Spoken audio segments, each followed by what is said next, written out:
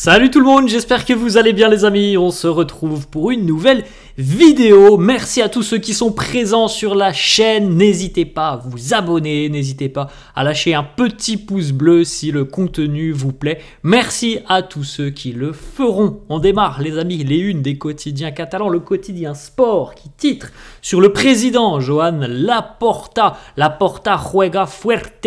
On a des informations importantes et des déclarations importantes de Joan Laporta sur l'enregistrement notamment de Dani Olmo et de Pau Victor. On sait que pour le moment, à l'instant T, il ne pourrait pas jouer en seconde partie de saison. Donc le temps presse du côté de Barcelone. Il faut trouver des solutions pour inscrire les deux joueurs. La une de Mundo Deportivo qui titre Olmo via judicial. Donc voilà, c'est une information notamment qui concerne l'enregistrement de Dani Olmo, mais aussi celui de Pau Victor, puisque Joan Laporta a eu recours donc à la justice pour inscrire Dani Olmo et Pau Victor. Il nous dit « Nous avons demandé des mesures de précaution et, si elles nous sont accordées, nous aurons résolu le problème. De plus, nous exigeons que la marge financière que Ter Stegen nous a laissée soit suffisante pour inscrire les deux joueurs. » Donc, on aura certainement des éléments de réponse d'ici à quelques jours. Mais voilà, le Barça tente un coup sur le plan judiciaire pour enregistrer et Pau Victor et surtout Dani Olmo. On continue les amis avec une petite information. C'est jour de reprise aujourd'hui après la défaite dimanche face à Leganés. Nous avons eu 2 jours de repos, lundi et mardi. Reprise de l'entraînement cet après-midi du côté de Barcelone évidemment. Préparation de la grosse affiche du week-end face à l'Atlético Madrid.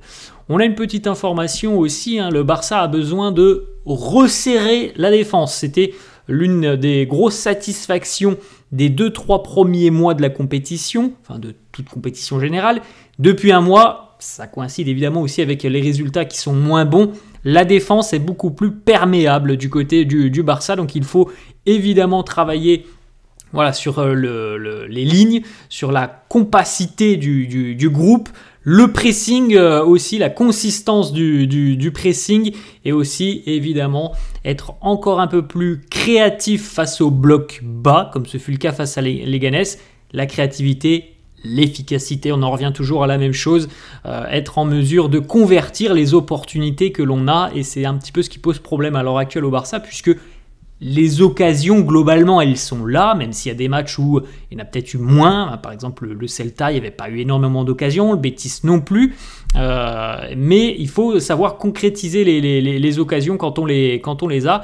Affronter l'Atlético, c'est affronter une équipe qui est très bien organisée défensivement, qui ne laisse en général que peu de temps aux porteurs de balles. C'est une équipe très agressive, l'Atlético, donc il faudra évidemment de la créativité, de la vitesse aussi dans les transitions pour bousculer l'Atlético ce week-end. Le président Joan Laporta souhaite que Ronald Araujo et Frenkie de Jong soient prolongés. Alors après, on sait que Frenkie de Jong, c'est compliqué, on le sait. Pour Ronald Araujo, alors on n'est pas au point de Frenkie de Jong, mais ce sont des négociations qui ne sont pas simples non plus avec le défenseur uruguayen. Certains médias annoncent que le Barça veut fixer un ultimatum. S'il n'y a pas de prolongation d'ici donc au mois de juin, eh bien, il pourrait potentiellement les deux être mis en vente l'été prochain. Donc voilà, il y a encore 6-7 mois pour pouvoir discuter, pour pouvoir tomber d'accord. Mais sinon, le Barça ne souhaiterait évidemment pas les laisser entrer dans les dernières années de leurs contrats respectifs. Jules Koundé qui vient de briser un record, il est le seul joueur au monde à avoir joué 69 matchs officiels cette saison. Il en jouera certainement un 70e ce week-end. 5872 minutes au total pour Koundé. Référence cette saison donc en ce qui concerne le nombre de matchs joués et le temps de jeu. Lewandowski qui ne serait plus considéré comme intouchable. Bon, je pense sincèrement que c'est une information qu'il faut prendre avec des pincettes.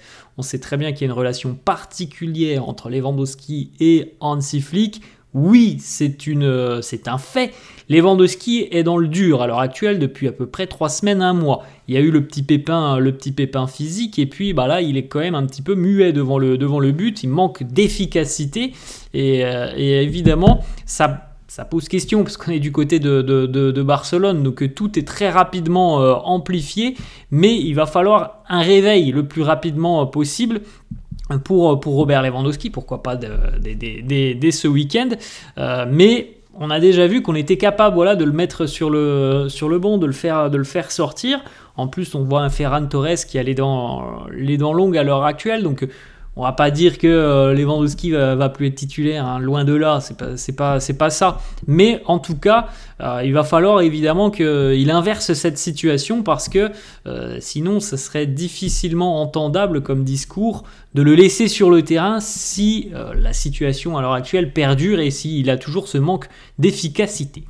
On continue avec une petite information qui concerne la saison prochaine, donc la saison 2025-2026, qui devrait donc se préparer en Asie. 2 pays, normalement ce sera du côté du Japon et de la Corée du Sud. On devrait avoir 2 matchs amicaux, 2 au Japon, 2 en Corée du Sud. Et petite information, normalement aussi, Liverpool devrait être une équipe qui affrontera le Barça sur cette préparation asiatique où on aura 4 matchs. Il y en aura vraisemblablement un face aux Reds de Liverpool. Bon, c'est dans longtemps, hein, c'est dans 7 mois maintenant, on aura le temps d'en reparler, mais voilà, c'est la tendance. Le Barça ira en Asie. On continue avec l'officialisation, je crois qu'on en a déjà parlé sur la chaîne. Il s'engage officiellement du côté du FC Barcelone. Il a 18 ans depuis à peine une semaine. C'était mardi dernier, je crois, son anniversaire, le 12 décembre, si je me trompe pas. Donc il vient d'avoir 18 ans. Le jeune crack malien Ibrahim Diarra, c'est un crack du Mali qui a déjà participé à des rassemblements avec l'équipe nationale première et qui a été l'une des révélations de la Coupe du Monde du 17 l'année dernière, un milieu de terrain exceptionnel. Il avait marqué énormément, il avait délivré des passes décisives, il a une dimension physique incroyable, il est très à l'aise techniquement, très doué dans les duels. C'est vraiment un crack du Mali, mais c'est un crack général quand on pense au continent africain et mondial. Franchement, c'est un joueur qui a beaucoup de talent, donc il s'engage du côté du Barça. Pour le moment, évidemment, il va s'entraîner avec l'équipe réserve, le Barça Athletic. Mais à terme, il faudra véritablement suivre les performances d'Ibrahim Diarra, son implication évidemment en match, sur les entraînements, parce que c'est un joueur qui a beaucoup de qualité et je ne serais pas surpris que, pas tout de suite, mais dans quelques mois, il intègre peut-être l'équipe première. Il a signé un contrat jusqu'en 2028 avec le Barça. C'est dire aussi si quand même le club a mise beaucoup sur lui et le club a évidemment semble avoir trouvé quand même un talent assez incroyable en Ibrahim Diarra. On poursuit les amis avec une petite stat sur Lamine Yamal qui a réalisé le plus de dribbles réussis cette saison en Liga avec 51 dribbles réussis devant Luque Bacchio 43 et Vinicius sur le podium aussi avec 39 dribbles réussis. On continue à 2-3 petites informations qui concernent un retour éventuel du côté du Camp Nou. Et visiblement, les informations sont quand même beaucoup moins encourageantes qu'il y a quelques semaines en arrière. Joan Laporta, déjà, demande ce week-end aux supporters du Barça, donc aux Ultras, d'être présents et de venir soutenir l'équipe pour ce gros match face à l'Atlético Madrid. Ils me disent c'est crucial pour nous, comme dans tous les autres matchs, que les joueurs sentent une ambiance forte au sein du stade. C'est pas forcément le cas face à Leganés notamment. Ça fait à peu près 3 semaines qu'il y a des problèmes entre la direction et les ultras, donc il y a beaucoup moins d'ambiance, beaucoup moins de bruit, beaucoup moins de soutien tout simplement pour les joueurs. Donc il a demandé aux supporters de venir ce week-end, de venir aider les joueurs avant d'affronter l'Atlético. En ce qui concerne le Camp Nou, Joan Laporta nous dit « Nous faisons du nouveau stade, le Spotify Camp Nou, une réalité. Les travaux se poursuivent malgré quelques problèmes incontrôlables. Nous n'y reviendrons pas avant la première étape de la Ligue des Champions. » Donc, il n'y aura pas de match en LDC en phase de groupe, puisqu'il reste encore 2 matchs de phase de groupe. On ne rejouera pas au Spotify Camp Nou. Mais il nous dit « On travaille pour créer les conditions adéquates. » Alors, plusieurs médias annoncent aussi que si le Barça n'est pas de retour au Camp Nou au mois de mars, eh bien ça ne se fera pas cette année. Il faudra attendre vraisemblablement septembre l'année prochaine. D'ailleurs, il semblerait que du côté du Barça, on envisage déjà de prolonger le bail du côté de Montjuïc. Joan Laporta nous dit « À l'heure actuelle, je ne peux pas donner une date exacte sur notre retour au Camp Nou, mais on espère qu'on y sera avant donc, la prochaine étape de la Ligue des Champions, donc les phases à élimination directe, potentiellement le mois de mars, si tout se passe bien, mais en revanche, si c'est pas le mois de mars, bah, ça sera certainement l'année prochaine. » Voilà les informations du jour. Du côté de Lamine Yamal, on le sait, il est blessé. L'objectif qui lui a été fixé et qui semble être réalisable, c'est qu'il puisse avoir des minutes face à l'Athletic Bilbao le 8 janvier prochain en Supercoupe d'Espagne. Ce sera la demi-finale. C'est l'objectif pour Lamine Yamal. Il y a un traitement évidemment et un plan qui a déjà été déterminé.